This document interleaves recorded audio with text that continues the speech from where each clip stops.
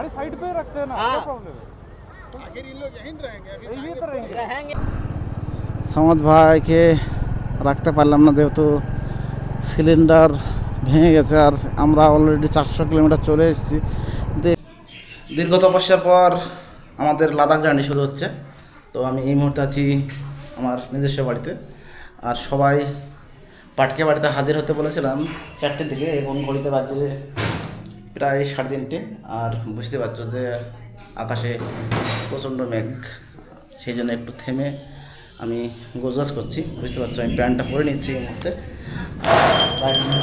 জ্যাকেটটা পরলে আমার মোটামুটি হয়ে যাবে। তো আমার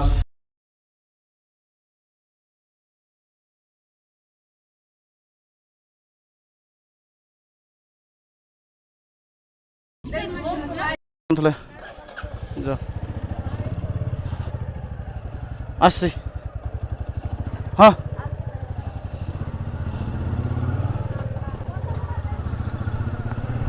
ফাইনালি বাড়ি থেকে বেরিয়ে পড়লাম।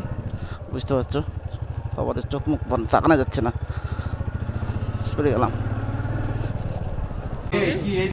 একটা সদস্য আলমগীর ভাই, তো স্কুল ছুটির কারণে সরকার পরিবর্তনের সঙ্গে সঙ্গে আলমগীর ভাই যাওয়া হলো না, দেখ আমাদের সঙ্গে একাতে এসছে। এটা পাটকেবাড়ি হাই স্কুল, আর আমরা এই মুহূর্তে সামনে গোঘাটার মোড়ের দিকে রওনা দিচ্ছি।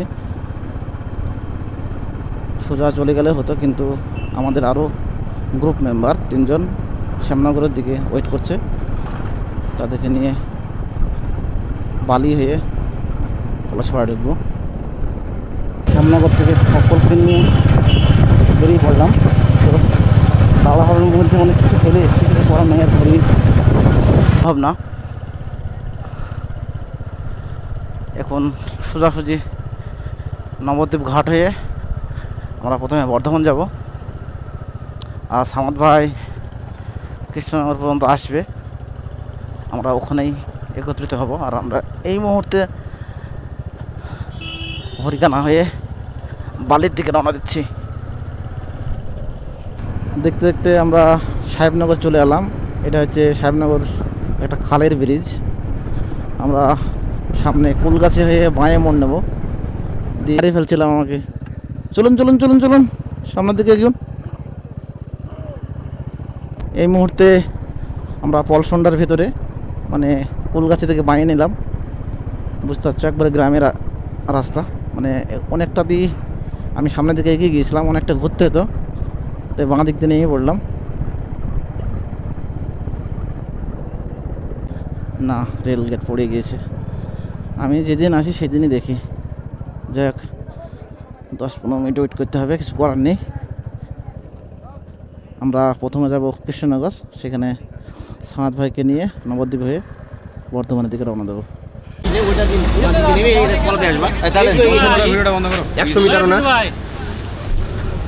চাটা পড়ে যাবে, রাগ ভাগ করেন না,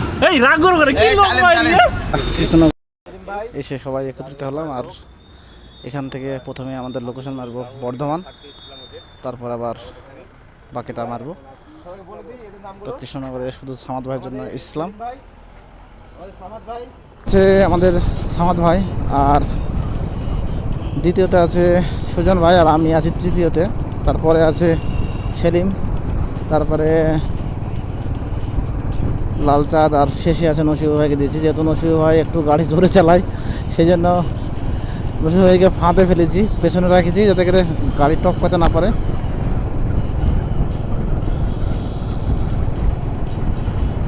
হয়তো জিটি রোডটা পেয়ে যাব। দিল্লি রোডটা পাওয়ার পরে রোডটা কেমন সেটাও একটা হবার বিষয় আছে। আমি এদিকে কোনো দিনে আসিনি, এই ফার্স্ট আসলাম। বুঝতে পারছো, বর্ধমান যে ওভারব্রিজের ওপর দিয়ে সামনের দিকে এগিয়ে আসলাম। সামনে একটা সাইনবোর্ড দেখতে পাচ্ছি, দুর্গাপুর সামনের দিকে হবে। সামনে 1 থেকে 2 কিলোমিটারের মধ্যে আমরা দিল্লি রোড পেয়ে যাব। দিল্লি রোড পেয়ে গেলেই একটা রোডের উপর দিয়ে আমাদেরকে বাদবাকি জার্নিটা করতে হবে। দেখতে পাচ্ছ আমরা বর্ধমান শহরের মধ্যে। তো সামনের দিকে কোনো একটা ধাবা দেখে আমরা একটু দাঁড়িয়ে নেবো। এখন ঘড়িতে বাজে 9:30। অলরেডি বাড়ি থেকে 150 কিলোমিটার জার্নি করে ফেলেছি।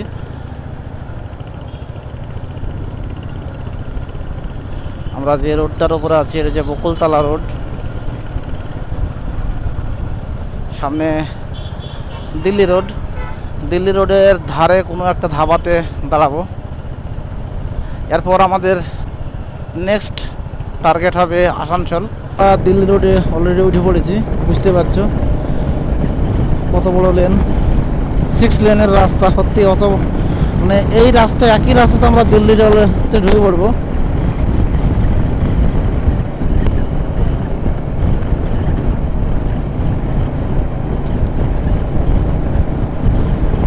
বাড়ি থেকে অলরেডি আমরা প্রায় 150 কিলোমিটার রাস্তা জার্নি করে ফেললাম।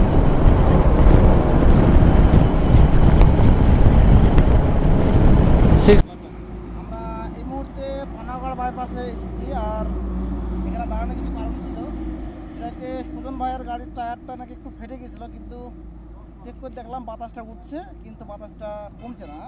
তো চেক করে চেকিংয়ের জন্য দাঁড়ালাম। আর ভিতরে হচ্ছে একটা ধাবাতে রাত্রির খাবারটা খেয়ে নিলাম। তো আমাদের লাদাখ জার্নির রুট ম্যাপ করেছি আমরা, কাগজে এরকম প্রিন্ট করে রেখেছি। পুরো লাদাখ প্ল্যান এরকম ম্যাপিংয়ে করা আছে। এটা দিল্লির পর থেকে স্টার্টিং। আর দিল্লি পর্যন্ত আমাদের ম্যাপটাকে 2-3 ভাগে ভাগ করা আছে। জম্মু টু শ্রীনগর আর কৃষ্ণনগর টু বারাণসী। আমাদের সামনে মানে নেক্সট সামনে পড়বে দুর্গাপুর, আসানসোল, বারাণসী ঢুকবো। আর ফাইনালি দেখো দিল্লি যাওয়ার পর এটা হচ্ছে দিল্লি। এই যা দিল্লি হয়ে জম্মু হয়ে শ্রীনগর ঢুকে এরকম পুরো রুট ম্যাপ করে নিয়েছিলাম। রুট ম্যাপ করলে কার্গিল হয়ে লেতে ঢুকবো। লে ঢোকার পরবর্তীতে এরভাবে আমরা পুরোটাই রুট ম্যাপ করেছি। দেখো দিল্লি রোডের ওপর ফার্স্ট টোল গেট। তবে আমরা মোটরসাইকেল বাইক, আমাদের কোনো টোল লাগে না, তাই আমরা বাঁ দিকে নিলাম।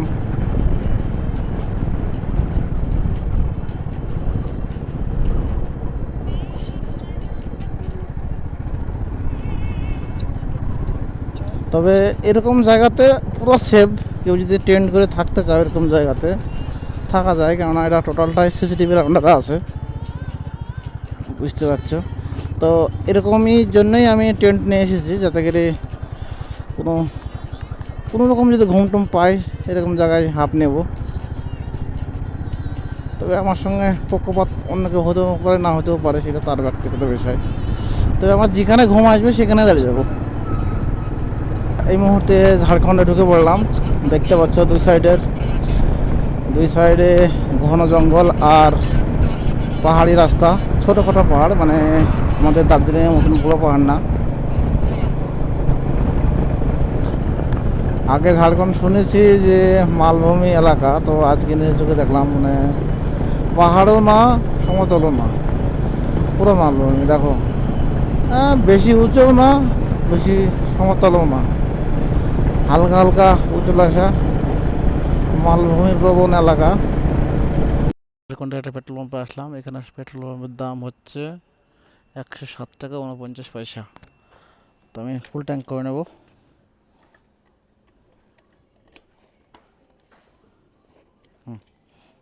Full tank.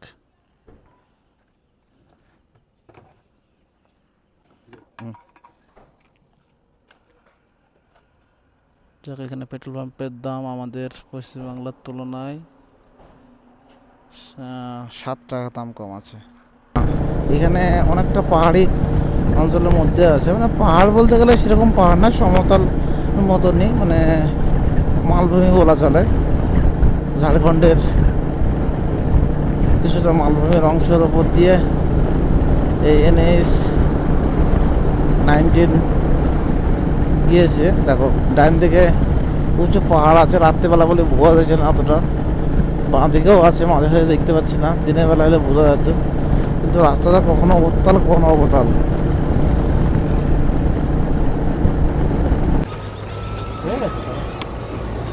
এখানে সুজনের গাড়িতে বাতাস কমে গেছে, সেই জন্য টিপি বাতাস চেক করতে পারবো। কি বলছে ভাই পাটা দেখাও, বুঝে টিপি বাতাস চেক করতে পারবো। কত এক্সপার্ট লোক। কি অবস্থা! এই মিস করে দাও। এই পিন্টু ভাই, তুমি আমাদের শুধু মুর্শিদাবাদ থেকে এই ঝাড়খণ্ডে এসে কত কিলোমিটার আসলে? 400 400? আরে 400 কিলোমিটার মধ্যেই প্রথম ভাইয়ের চাকা ফেটে গেছে। চাকা ফাটার পরেও ঝাড়খণ্ডের সেই মালভূমির রাস্তা নিয়ে আবার ভিডিওতে হাজির হলাম। আর প্রথমত চা পানি খেয়ে আবার বেরিয়ে পড়লাম, মানে একটু রেস্ট নিলাম। ভোর 4টের পর থেকে আমরা রাইড বন্ধ করে গেছিলাম, কেননা এতটাই ঘুম পাচ্ছিল যে রাইড করা আমাদের পক্ষে সম্ভব হচ্ছিল না। তাই 1 ঘন্টা মতন চেয়ারের উপরে বসি হোক আর কাত হয়ে হোক একটু রেস্ট নিলাম। তো টেন্ট না করে রেস্টে নিয়েছি। চাটা খাওয়ার পরে ঘুমটা কেটে গিয়েছে, আবার রওনা দিলাম। আমাদের সামনে বারাণসী 362 কিলোমিটার। আর এই মুহূর্তে আমি আছি ঝাড়খণ্ড। এই জায়গাটার নামটা কি সেটা এই মুহূর্তে বলতে পারবো না, তবে এটা মালভূমি টাইপের এরিয়া, বুঝতে পারছো। মাঝে মাঝে উঁচু, মাঝে মাঝে দেশা, কোনো জায়গায় একটু উঁচু আছে, কোনো জায়গায় আবার একটু ডাউন আছে, মানে পাহাড় বলা চলে না। আর দিল্লি রোডটা তো পুরো সেই রকমের, মানে কোনো কোনো জায়গায় উত্তাল, কোনো জায়গায় অবতাল, সব মিলিয়ে খুব ভালো রাস্তা। আমি ভেবেছিলাম হয়তো NH 12 নম্বর তো একটু খারাপ হবে হয়তো, তাই ভেবেছিলাম। কিন্তু কেননা কলকাতা সাইডটা একটু খারাপই ছিল। এর আগে যখন দীঘা থেকে আসলাম তখন NH এই 19 নম্বর যে দিল্লি রোডটা একটু খারাপই ছিল মুখের সাইডটায়, কিন্তু এই সাইডটায় একবারে পুরোটাই কোনো জায়গায় ভাঙা দেখতে পাইনি। পুরোটাই দেখো দেখো, পুরোটাই 6 লেন। এর সেই জঙ্গল এরিয়া আমরা পৌঁছে গেছি, তবে এরকম জায়গায় দাঁড় করানো রিস্ক আছে। দেখতে পাচ্ছ ডান পাশে এবং বাঁ পাশে দুটি জঙ্গল। পাশে দেখতে পাচ্ছ পাহাড়ও, দূরে একটা পাহাড় দেখতে পাচ্ছ, আর পুরো আর সামনে পুরো সারি সারি পাহাড়। এই দাদারা বোধহয় লাদাখ যাবে। দেখো এই দেখো, এটা ওই যে কালো কালো ভাব দেখা যাচ্ছে, ওগুলো সব পাহাড়ি অঞ্চল।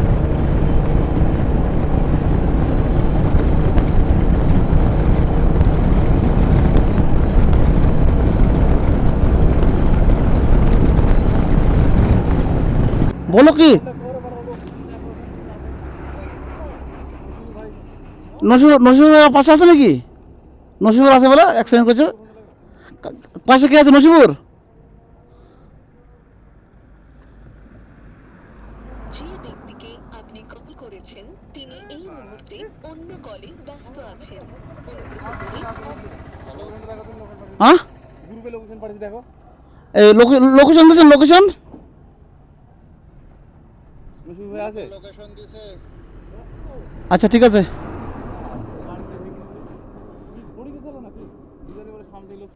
সামাদ এ তো লাইভ লোকেশন দিয়েছে। লাইভ লোকেশনটা দেখো দেখো দেখো দেখো। কন্টিনিউ লাইভ লোকেশন ই করবো কি, ট্র্যাকিং করবো কি রে? এই সেলিম ট্যাগ না রে বাড়া এটা।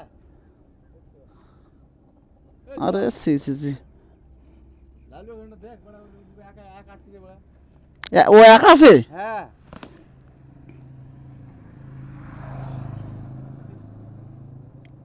তো সামনে আমাদের অনেকটা লাইভ লোকেশন পাঠিয়েছে, বুঝতে পারছি না তো। পেছনে আছে অনেকটা, 3-4 কিলোমিটার পেছনে আছে, দেখে আসি। ওখানে তো নসিবুর ভাই ছিল, কিন্তু নসিবুর ভাই একটু পেছনে চলে গেছে, সেই সময় অ্যাক্সিডেন্ট হয়েছে। দেখে আসি। মেন কথা হচ্ছে সকালবেলাতে একটু চোখ লাগিয়ে যাচ্ছিল, কিন্তু আমরা তো দাঁড়িয়েছিলাম ঘন্টা 2-3, একটু সামনে একটু ঘুমাইলো। এত করে বলা হলো ঘুম পাইলে সঙ্গে সঙ্গে দাঁড়িয়ে যাও, অসুবিধা নাই, যেতে হবে না। আটকে যাবো 1-8 ঘন্টা দাঁড়িয়ে যাবো, লেট করে যাবো, অসুবিধা কি? এখানে একটা বড় অ্যাক্সিডেন্ট। হ্যাঁ বলেন।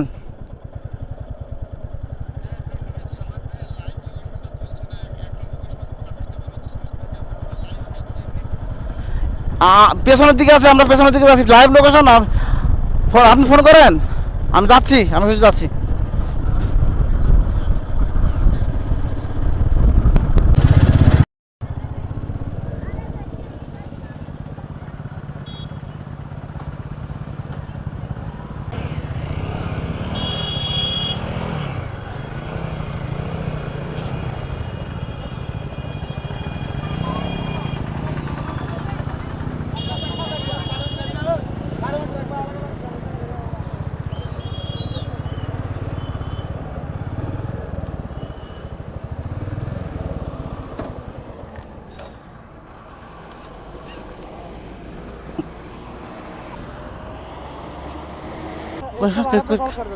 হ্যাঁ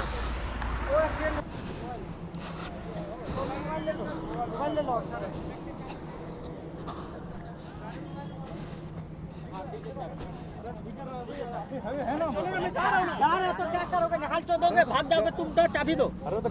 अरे चाबी देने दादा साथ तो वहाँ भाग दी तो तू इन्होंने रहे तो भाग दी আরে আমরা নাই भाग दी तो था ना भागल ले ठोकरिया के मार के ना भागल ले साथे जा रहे तुम उधर उधर চলে এসেন দেখতে পাচ্ছি फिर बात समझ नहीं না না আপনি আসেন রাস্তাতে লোক দাঁড়িয়ে আছে চলে এসেন সোজা